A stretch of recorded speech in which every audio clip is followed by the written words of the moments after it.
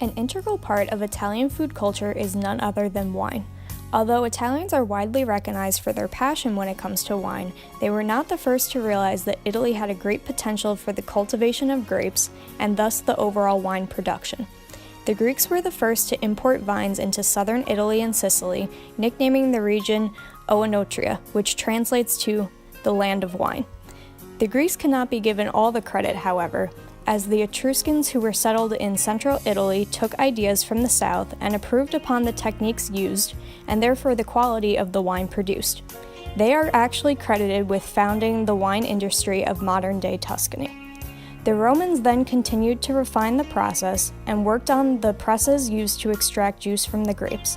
Although Roman wine is not even close to the type of wine we would associate with Italy today, they deeply instilled the value of wine in Italian culture. Although the process of creating wine differs by the producer, a few general steps remain consistent among them all. After harvesting, the wine process continues by pouring the grapes into a machine for sorting out any rotten or underripe grapes. This used to be done by hand, but is now accomplished through machinery to accommodate a timeline designed for a high yield. In some wineries, there is still a section for sorting to be done by hand, in which employees pick out the best grapes to use in their highest quality wines. Next, the grapes are crushed including their skins and seeds for red wine in order to add more flavor. In the production of white wine, grapes are crushed and pressed quickly so that the skins and seeds are separated out and unwanted color does not leach into the wine. Fermentation converts the natural sugars in the grapes into alcohol, taking anywhere from a couple of days to over a month at times.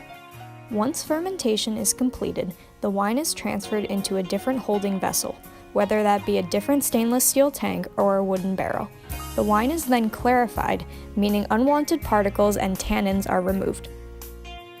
Lastly, the wine is left to age or be bottled right away. What are considered to be the best wines are typically the ones that are left to age the longest. The Antinori family has been involved in wine production for over 6 centuries, dating back to 1385, when Giovanni di Piera Antinori became a member of Arte Fiorentina, which was the Winemakers Guild of Florence. The Antinori family owns 8 estates throughout Toscana and Umbria, the one pictured being Antinori nel Chianti Classico in Florence.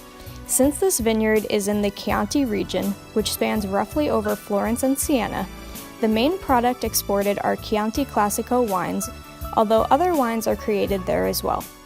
These wines earn DCOG because the grapes are grown within the designated region and 80% of the wine is composed of Sangiovese grapes. The Antinori family has not been afraid to take risks throughout their wine journey, incorporating innovation and new techniques readily. In Mondovino, one sees the opposite perspective taken. Jonathan, a main character in the movie, believes that the modern wine industry is killing actual good wine because the quality of the wine is only dependent on the number of sales it brings in. People just like what they are told to like because of marketing. At Italian restaurants, wine glasses are not asked for. They are already presumed to be needed. Wine in Italy is not just a beverage.